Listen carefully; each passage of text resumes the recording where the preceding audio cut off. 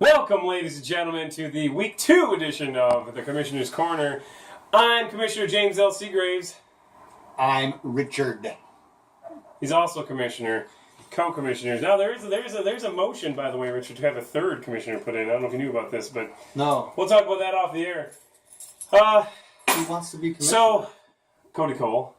Who's Cody Cole? It's C-note, man. Anyway, man. So we're wasting time here. I got the Con Crud. Mega XP 2016 was a huge success. Because of that, though, there's a little bit of drama with the lineups being done because we all sat around with Mr. Efren Ramirez, a.k.a. Pedro, at the cosplay ball, and we all realized that, what the hell, what happens if someone doesn't submit their lineup? Because the first line of defense, myself, was not going to be on a computer. He wasn't going to be. Third line of defense was Rod White. He wasn't going to be. Fourth line of defense was Ben Miller. He wasn't going to be. We didn't know what was going to happen. And then, unfortunately, like 8 people didn't submit lineups. But at the end of the day, even though I was tired as shit and fell asleep literally sitting at an Applebee's table, we got them done. It worked out. It got worked out. We'll talk about the randomizer here in a little bit because some people are very confused sexually. And we'll find out as we get it going. I'm not very active today because of the fact that I feel like I'm dead. But anyway, we'll get it going.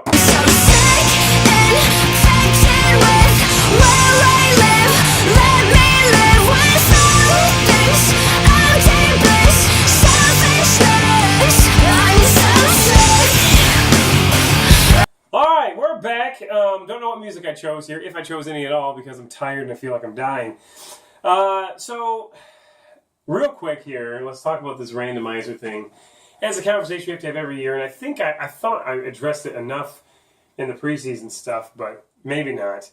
So, I had several messages like, what the hell's going on here with this randomizer thing? Richard, do you want to explain the randomizer, because I don't like talking? Yeah, the randomizer pretty much is for the people that don't sit in their lineups. What we do is we try to get there before the games start, but due to Mega XP this weekend, neither Jim nor I nor our backups were able to do it. But normally we'll get it done on time before the games start, so nobody even knows that it's happening. But what we do is we go by and we randomize the starting positions, starting from the 11th player, the 11th best player at that position. So you're not going to get the top 10 player at any position. You're going to get decent to shitty guys. Whoa, you're hitting the table too much. I'm awesome like that. We have, this is studio whatever the hell it is. But yeah, don't hit the table. So go ahead, continue, because I'm sick.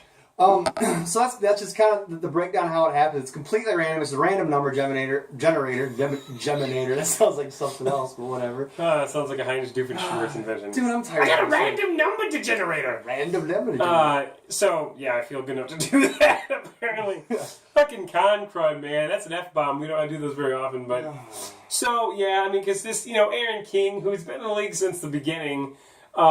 Sends me a message like, well, these guys got some pretty damn good randomizers. Let me break it down for you as I did for him. There's been 1 week, for Christ's sake. There's not a huge discrepancy between the top scorer and the bottom scorer. Yeah, if you get someone that's named Jim Seagraves or Rick Perez out there playing NFL football, and we have a great week 1, well, guess what? We're automatically put up into the top 10 because we had that great week. It's kind of rough to start the first couple weeks with the general. As we mentioned last week, Adrian Peterson was the 60th best running back. So, yeah, he could have showed up, he couldn't have showed up on Raiders. It goes to the top 50. Just so you know, it goes from position 11 through 32 for quarterbacks, defenses, kickers, and tight ends. Mm-hmm. And it goes from position 11 to 50 for running backs and wide receivers. Why is that? Because there's more of them, obviously. So, yeah. Sometimes, at the beginning of the year, there's not a very big scoring discrepancy. So, yeah, you know what? I'll give you an example. Odell Beckham right now is outside of the top 10, and he is definitely a top 10 guy. Yeah, and he will be a top 10 probably after week 2, maybe even week 3. So, yeah, it was a little weird because there were some shitty performances in week 1 that allowed them to get randomized for week 2. But why do we do this? We do this because of the fact that it is straight up unfair to a team. And let's say you, Rich and I are in the same division, and I play a person, and he puts in a lineup, and I lose, okay? He plays a person who does not submit a lineup. He just gets an automatic win because we found a shitty owner, or someone got stuck in traffic, or someone's banging the babysitter at 1 o'clock. No, we do this, and especially the reason we do it is because let's say it's week 10, and I'm like, oh, Rich, guess what, man? I'm really close to winning this. and your team sucks, so just don't submit a lineup so I'll get an automatic win. You know, we don't so you know that's why we don't do it, because we don't want any collusion, and I don't like to think there'd be collusion. But the bottom line is you're talking a lot of money's on the line here. So there's two reasons we do it. We don't want collusion, and also just the fairness and to maintain the integrity of the league. If I have to play 10 legitimate opponents, and Joker Jokestein here has to pay 8 legitimate opponents because 2 people didn't put lineups in, that's not fair to the league in general, which is why the randomizer exists, because that way nobody gets an automatic win. Now, granted, the counterpoint to this is, well, what the hell? I submit a lineup every week. Why should I be victimized by someone who doesn't submit a lineup in a week? Because you're actually helping them. Granted, we may help a shitty owner a week or two, but by doing that, it ensures the stability of the league. It ensures that nobody is going to just... The system's not going to be exploited, and there will be no automatic wins in our league. Won't happen. And you guys got to figure, I mean, 80... more than 92% of this league sets a lineup every single week. So I'm talking 99 about last week. that other 6% of the owners, they keep it up. They won't be back next year. But it's hard to get everybody all the time to set a lineup. Yes, People just true. have things going on. And the biggest loser of the week last week was Chris Weimer, who also did not submit a lineup this week. So regardless of anything, when you don't submit a lineup the first 2 weeks, that dude's going to get pulled. I'm sorry. I mean, that's a bunch of horse shit. So yeah, we'll probably find a replacement owner for him. And the other people, things happen. I mean, Christ, we were so busy. Like, I didn't even look at a football screen. Did you see my lineup? It was horrible. The busiest weekend of our life was this weekend. Great job, by the way. I don't want to give you the kind of credit, but great job this weekend. What? On what? Helping me out, man. I'm Helping the fucking cause awesome, out. Yeah, you are pretty awesome. So, yeah, that's that, man. And, some people don't like the randomizer. Most people understand it. They're called logical people. And, does it screw people sometimes? It absolutely does. But it doesn't screw people as bad as it would if someone got an automatic win in the final week of the season that gave them a championship. That's a bunch of garbage, and we will not stand for it. So, hopefully by the time the final week comes, we have people to fill these lineups. People fill the abandoned teams, if they will. Like the Fowlers, last year they took over 2 teams that were abandoned. And now they're in the league. So that's what happens. When you have an owner that you don't know about, you got to realize, dude, there's 96 teams. I don't know all 96 of you people. I probably know maybe 60 of you, honestly. I don't know who's coming in. I trust the people who we brought in the previous year to bring in good recruits. Correct. Most of the time that happens. I mean, Cody Cole, the aforementioned Cody Cole, brought in good people 2 years ago. Danny Lane and Bob Ames, who I actually went to school with, but I didn't recruit him. Cody Cole recruited him 2 years ago. Brought in great people. Rob Bradley, one of the best damn recruits we ever got, came from your boy Andrew Brown. I've never met Andrew Brown or Rob Bradley in person in my life, but they're incredible owners, and they brought people in. For every Rob Bradley, for every Bob Ames and Danny Lane, though, there are some shitbag recruits. There are some Chris Weimers. There are some Chris Weimers. Sorry, but it's the truth. We don't know. We try, and then when they don't submit a lineup, we will replace them. Hopefully promptly, but if not, definitely by the end of the year. This year, I am proud to say that we've had, the week 1 was amazing. Only one person has been lined up. Week 2, there's like 6, maybe 7, but on 96 teams, it's not bad. And that will be addressed. I know that one of the people that didn't submit a lineup, I bet has been in the league since the start. So it's not like they're just going to be like, oh, just don't want to do muscle week 2. No. Things happen. Look at our situation. Christ, it's a miracle we got a lineup in. We just quit beating about the bush. The randomizer is a necessary evil, and we're going to continue on forward using the randomizer. It will, but I'm just explaining to people who...